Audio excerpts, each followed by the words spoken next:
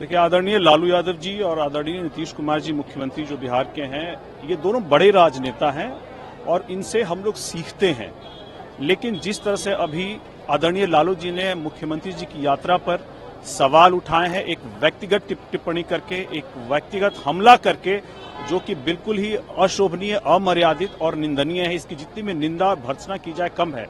एक मुख्यमंत्री जो जनता के जनहित में जो भी योजनाएं बनाते हैं, उसका धरातल पे कहां तक कार्यान्वयन हुआ, कहां तक इसको जनता को लाभ मिला, जनता को कितनी इसके बारे में जानकारी है, अगर इस बातों की समीक्षा करने के लिए मुख्यमंत्री जी निकल रहे हैं तो इस बात का स्वागत होना चाहिए था।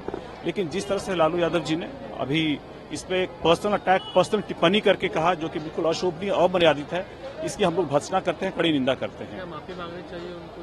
अवश्य माफी मांगनी चाहिए। एक बड़े राजनेता होने के नाते उनको भी समझना चाहिए कि इस तरह की भाषा, इस तरह की भाषा की सीमा को, भाषा की मर्यादा को कभी नहीं लांघा जाना चाहिए। और मुख्यमंत्री जी कुछ गलत काम तो करने नहीं जा रहे हैं, वो तो अपने योजनाओं की समीक्षा के लिए जा रहे हैं, जिसका कि स्वागत होना चाहिए। तो हम लोग चाहेंगे कि अगर ऐसी बात अगर कहीं भी गई है गलती से, तो उनको इस बारे में माफी मांगनी चाहिए। इंडिया अलायंस को लेकर कांग्रेस पर सवाल उठ रहे, क्योंकि लालू यादव ने कहा कि ममता बनर्जी को दे देना चाहिए। देखिए, इलॉन मस्क का रॉकेट कई बार उड़ चुका है, उड़ करके वापस लैंड भी हो चुका है, लेकिन राहुल गांधी जी की बार बार लॉन्चिंग होने के बाद भी वो क्रैश लैंड ही कर रहे हैं। इसलिए बेहतर होगा कि नेतृत्व परिवर्तन करके विपक्ष भी ये सुनिश्चित कर सके कि उनका जो नेतृत्व हो वो प्रभावी तरीके से हो सके। अभी जो उनका नेतृत्व है वो किसी भी तरह से बार बार लॉन्च होने के बाद भी एक प्रभावी नेतृत्व पूरे विपक्ष को नहीं दे पा रहा है, और इस बारे में बदलाव हो जाए तो बेहतर है। अलग अलग नेता इसकी मांग उठा रहे हैं, तो मुझे लगता है कहीं न कहीं से इस पे विचार विमर्श उनके अंदर जरूर होना चाहिए। एक स्वागत योग्य कदम है। वन नेशन वन इलेक्शन को कैसा है? हम लोग वन नेशन, चूंकि लगातार हम लोग देख ही रहे हैं कि लोकसभा चुनाव होने के बाद हम लोग झारखंड के चुनाव में गए, अभी बिहार के चुनाव की तैयारी भी कर रहे हैं, और दिल्ली में भी चुनाव होने वाले हैं। तो वन नेशन वन इलेक्शन अगर सरकार लाती है तो हम लोग चाहेंगे कि ऐसा हो, ताकि पूरे देश में, पूरे राज्य में चुनाव एक साथ ही हो जाए। जब भारत आजाद हुआ था और जब संविधान पहली बार लागू हुआ था, तो पूरे देश में ही चुनाव एक बार हुआ था। कांग्रेस की अलग अलग नीतियों के कारण अब चुनाव अलग अलग वक्त में बंट गए हैं, लेकिन अगर वन नेशन वन इलेक्शन आता है तो हम लोग इसके समर्थन में हैं, और हम लोग चाहेंगे कि पूरे देश में चुनाव एक साथ ही हो, ताकि बाकी जो समय है आप जनता के कार्यों में लगा सकें। लगातार पार्लियामेंट में है वो हंगामा हो रहा है, जिसके कारण स्थगित हो जा रहा है पार्लियामेंट की वजह। उसको लेकर प्रियंका गांधी भी करिए कि शर्म की बात है, पहली बार ऐसा देख रहा हूँ कि सरकार को सदन की कार्रवाई बाधित कर रही है। नहीं, गलत बात है ये। इसमें विपक्ष लगातार ऐसे मुद्दे उठा रहा है बहस के लिए, जिसके लिए सरकार और विपक्ष दोनों में समन्वय बना करके हम लोग भी चाहते हैं कि बहस हो।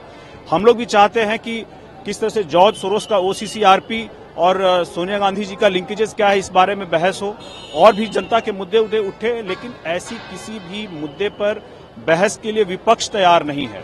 ये बहुत जरूरी है, ये विपक्ष को भी समझना पड़ेगा कि आप जनता जिस तरह से बार बार सदन को अवरुद्ध करके आप काम नहीं होने देते हैं, बहस नहीं होने देते हैं, कोई भी डिस्कोर्स नहीं होने देते हैं, डिस्कशन नहीं होने देते हैं।